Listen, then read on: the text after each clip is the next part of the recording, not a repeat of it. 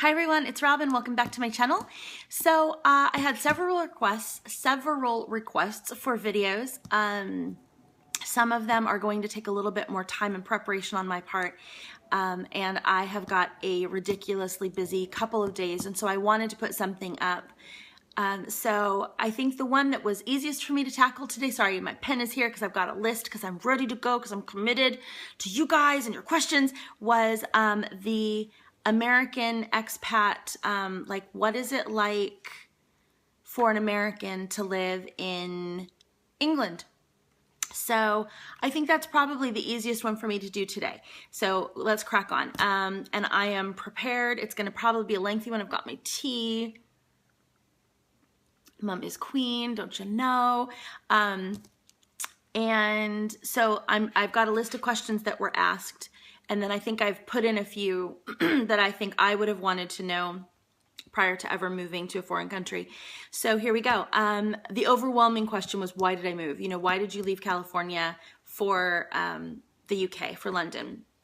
And that's not really a quick, easy one. My husband's English, and he worked for a company that had a US presence in California. I'm trying not to give too much away because I'm not into full disclosure in a lot of respects. And then they were opening an office in London. So in 2010, my husband was gone for 290 out of 365 days. Like literally, this, you know, we like counted it down on TripIt. And so we decided, since he was traveling to Northern California most of those days, that the best thing would be to relocate our family up there. So we did that on December 26th. We literally packed up our kids and our cats and our Christmas decorations, because that's all that we had left, and put it into the back of the cars and drove up there. And I was really excited because it meant that we were going to get to live as a family again. So, you know, I spent the rest of Christmas vacation and stuff unpacking and then getting the girls ready for school and getting them enrolled. And then by the third week in January, everything changed again. And he was traveling 2 to 3 weeks at a time, with maybe a week or two in between, to the UK and, you know, some other areas. And I was devastated, is probably the closest word. Probably a little angry, feeling a little duped, because now I lived in an area where I knew nobody, where I didn't really care for, and I was in the same boat. But I didn't even have family and friends around. Like, I didn't even have coffee mornings with my mom friends, and I didn't have anybody that I could call and say, hey, I'm running late because I'm doing, you know, everything. Can you grab the kids from school? So in retrospect, it was not a great move.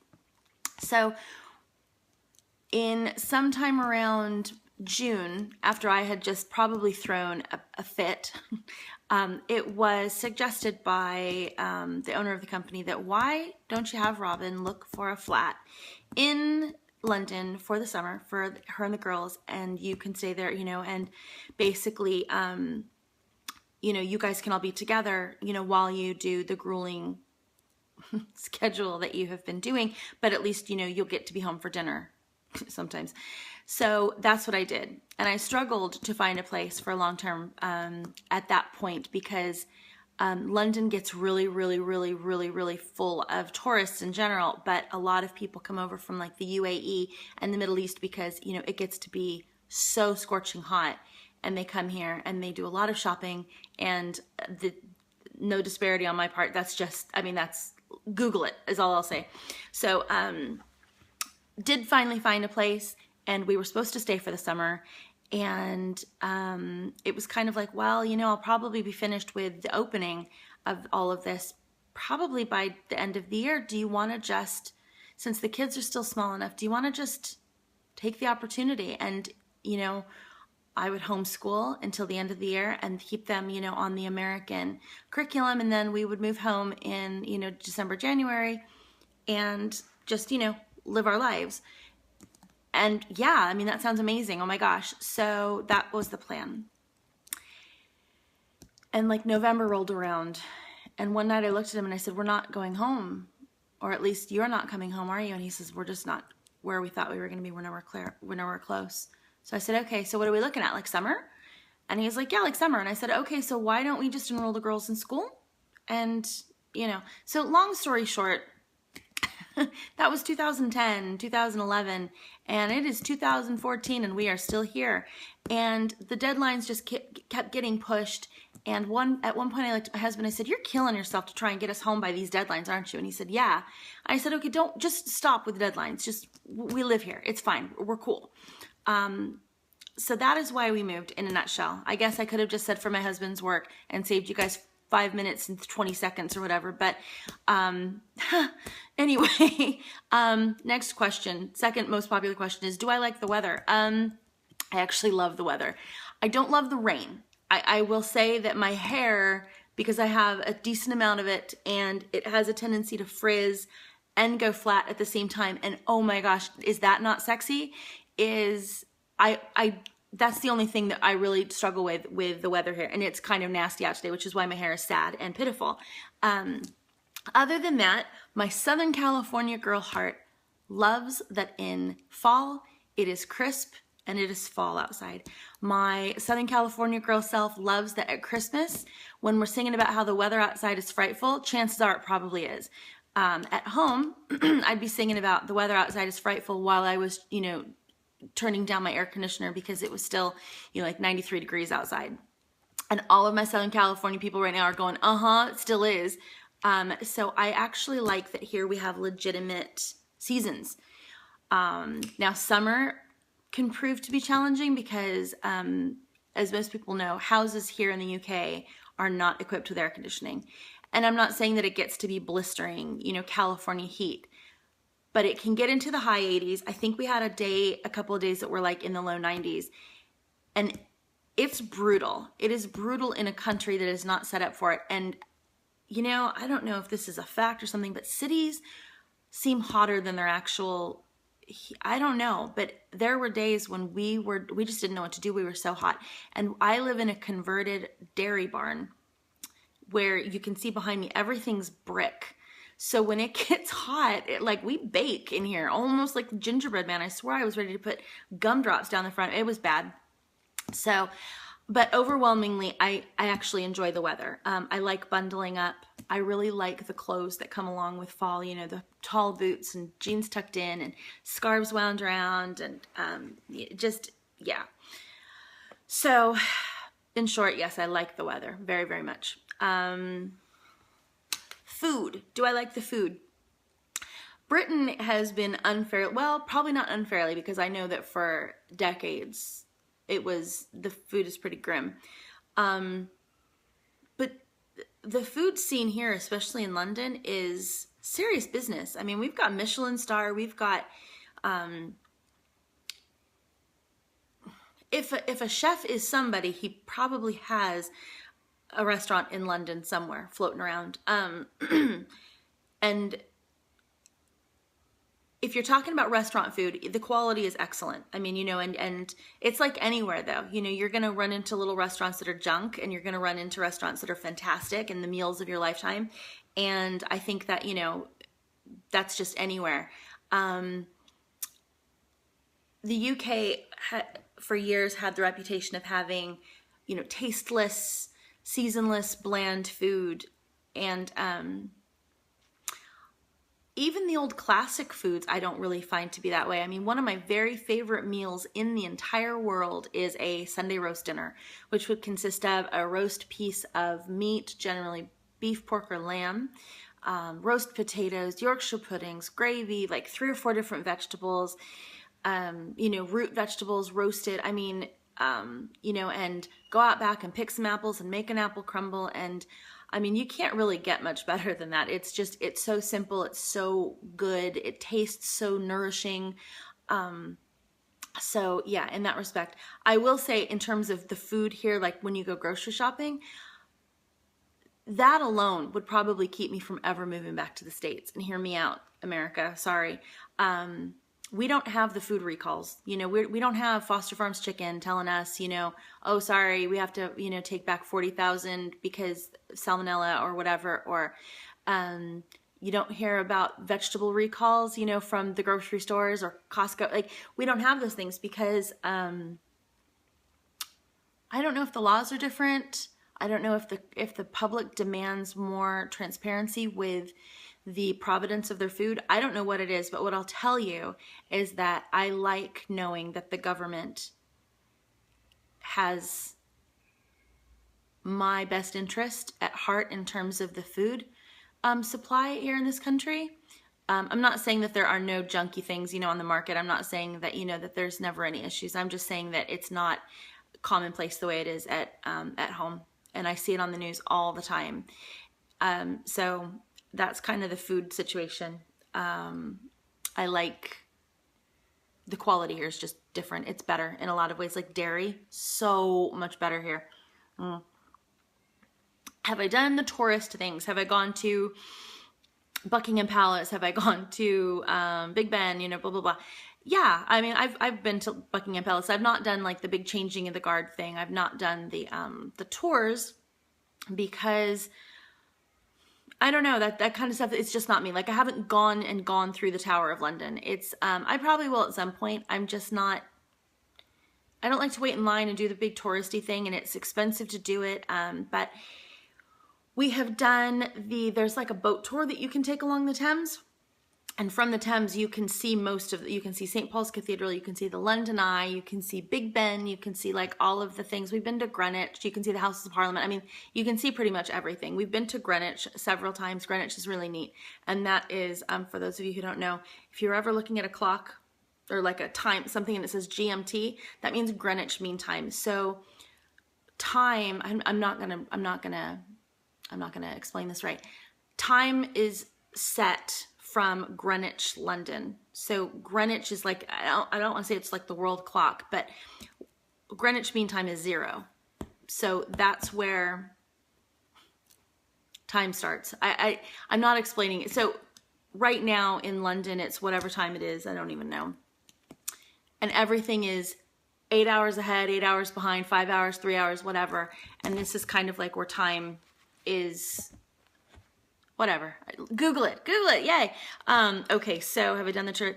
Likes and challenges. What do I like about living in London? I like the history. I like the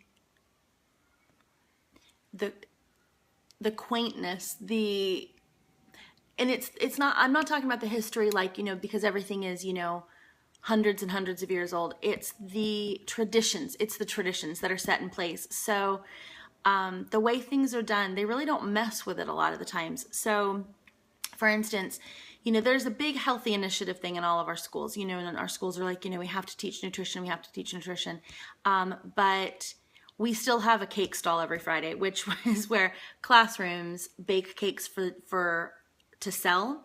So it's like a little fundraiser for the classrooms.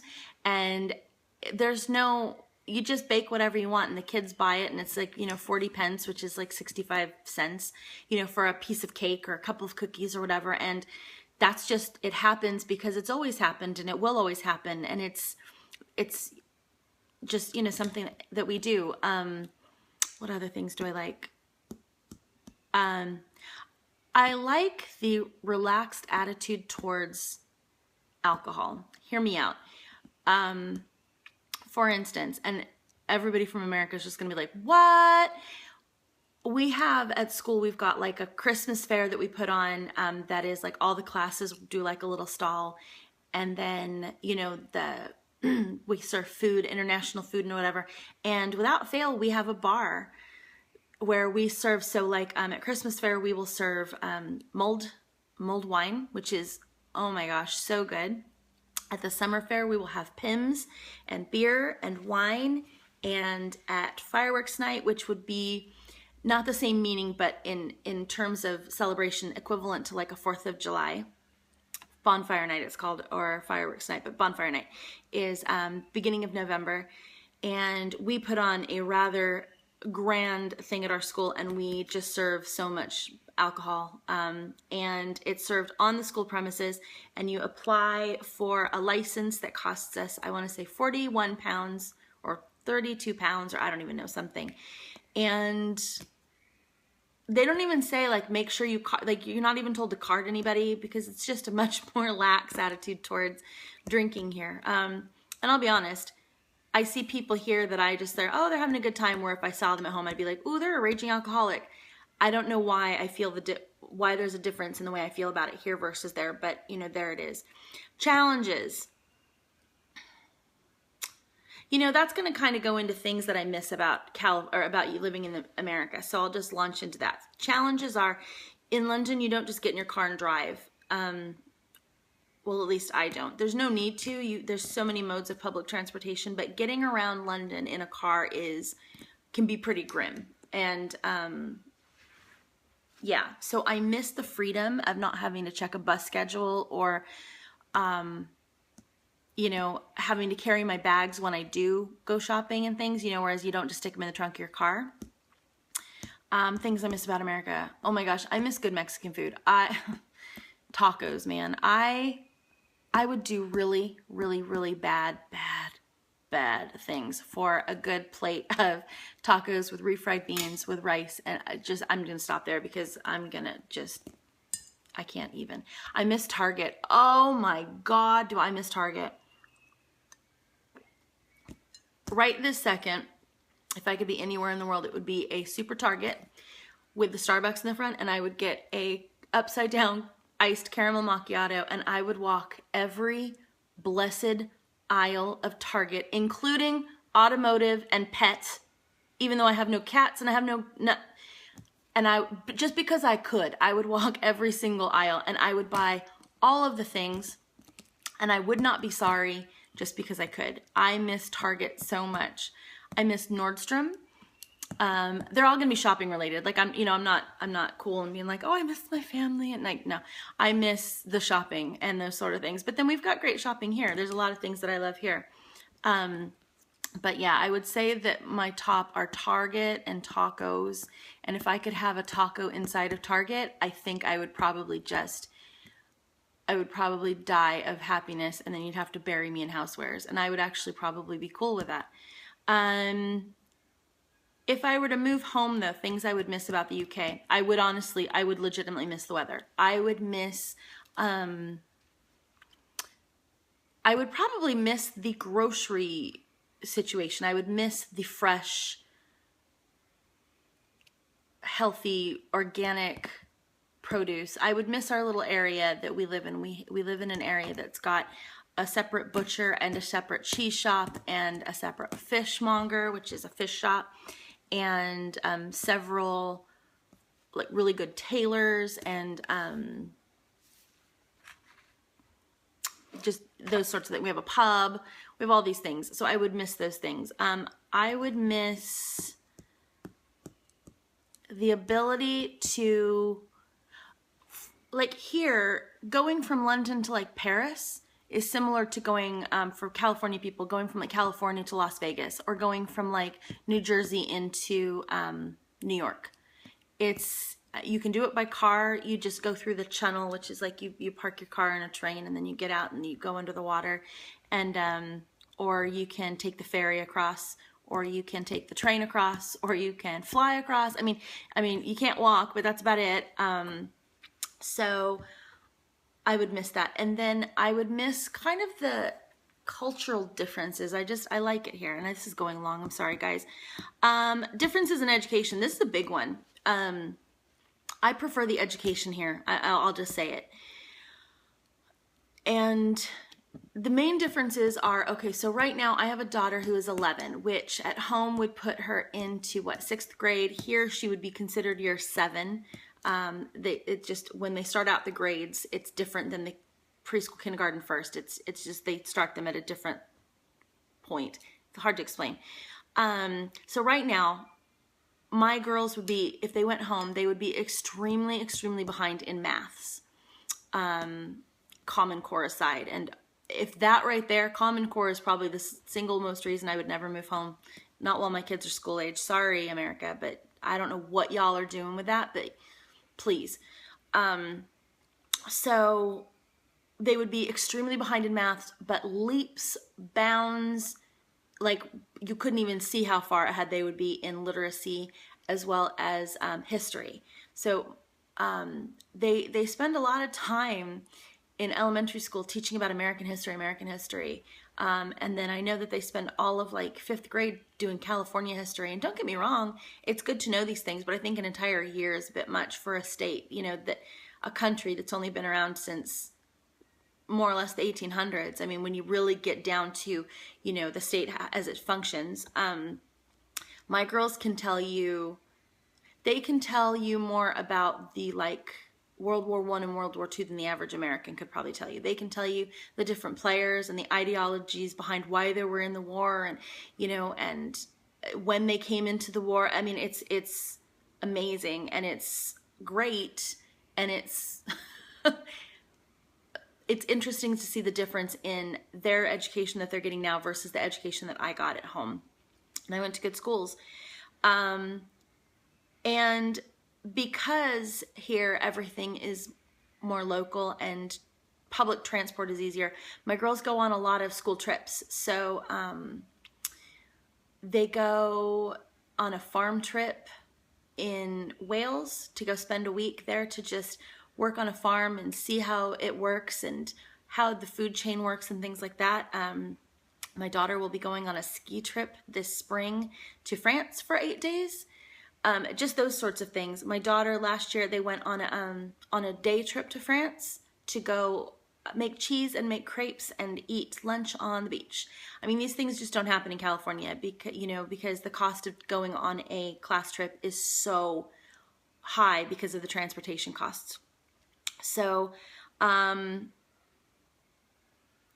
other differences in education are here you technically graduate what would be considered high school at 16. And then it's kind of expected that you go on and you move on and you do what's called A-levels or GCSEs. And I might be wrong, so British people, feel free to school me down below. I think then you move on. You've got 2 years of like GCSEs is what I keep hearing. I keep hearing GCSEs, but that might be your A-levels. I'm not sure. And that's almost like what JC or junior college would be at home. And you're kind of choosing your path and you're kind of narrowing down your specialties, and then you move on to like proper university, and that's when you become, a doctor or whatever. Somebody asked, do I have advice for making friends over here? If you have little kids and they're in school, your best bet is going to be the moms on the schoolyard. And in that respect, I would suggest volunteering with your PTA. I'm the chair of my girls' PTA, and that has served me well in terms of you're exposed, people know who you are, and you're bound to find some friends. I have a pretty decent group of friends, like great acquaintances. I can generally cobble together coffee in the morning or lunch in the afternoon if I really want to. So that would be my suggestion there. But I will say, how to say this, making friends is harder here. British people, it's harder to break into, especially existing circles of friends. I'm not saying that they won't be nice to you. I'm not saying that they won't let you in. I'm just saying that you will quite possibly, as I am, in a huge way, you'll kind of be fringe, so you'll get invited to the coffee mornings, but, you'll find out that, everybody went camping over the weekend, and it was, you'll be invited to the movies with the girls, like when 50 Shades of Grey comes out. Don't judge, but you probably won't be invited to go down to their summer house. And that, you just have to understand that that's just okay. So find some American friends that live over here, or Canadian if you're from Canada or whatever. Try and find your tribe. And it's funny, I will say, in America, people living in California, and then people living in New York, generally there would be a huge culture clash, and there would be, a big personality clash and personality difference. Whereas if you meet up on the street over here, it is seriously like you have found, you have been separated at birth and you found your long lost sister, because it's just like a kinship. You're like, oh my gosh, these people get me, and they understand what a taco is, and they know what Target is. And do we see a theme like Target and tacos? How sad am I? I'm not sorry. So making friends, you have to put some effort into it. It's not just going to come to you. There is no welcome wagon, and I will say it. And the Brits are going to be like, oh, and it's true, guys.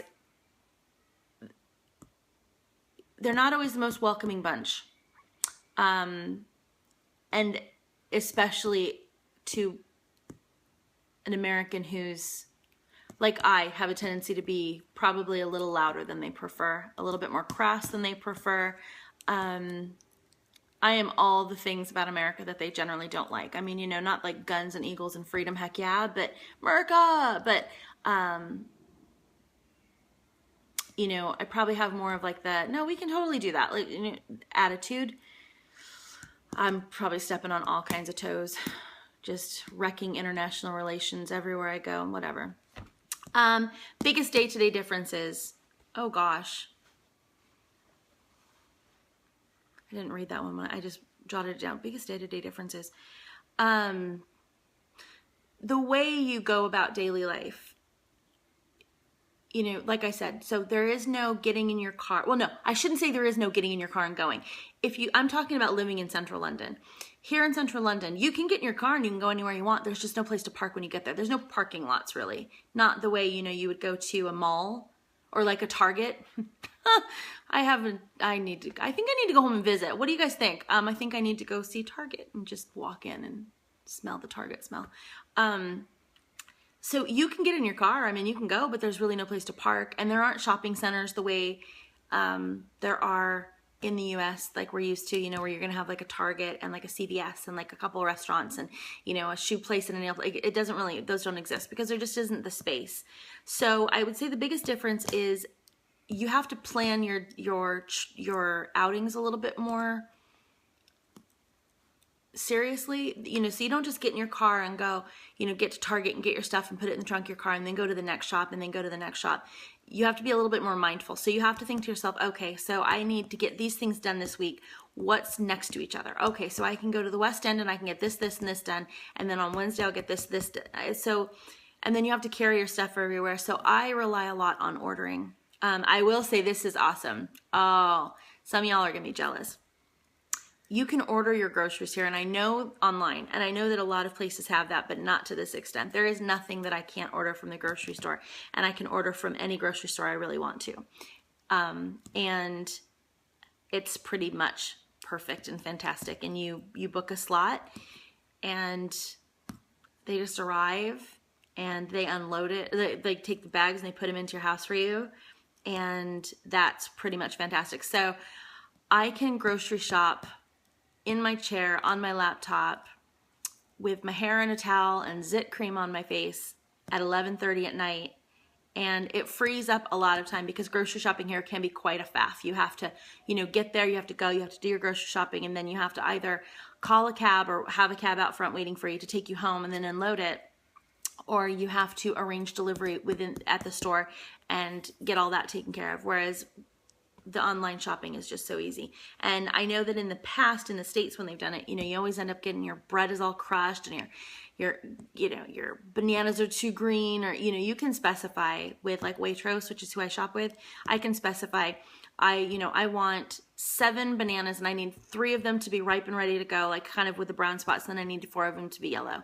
And they do it. And I kind of feel like a jerk, you know, specifying, but they're happy to do it. So, and they pack very mindfully. They pack the way, you know, like a human being would pack it for you, you know, with all your soft stuff on top, and they check your eggs before they pack them. And so, yeah, that's one of the biggest day-to-day differences. Other than that, I'm trying to think.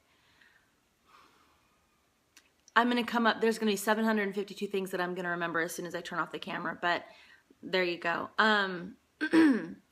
So, and yeah, I guess that's it. Thank you. If you've made it all 29 minutes, I have no excuse for this. I apologize. But there's a lot to say, I guess, and I don't even think I really touched on everything. But if you have questions, just ask down below and I'll try to address them. And I guess that's it. So thank you so much for watching, and I'll see you soon. Bye.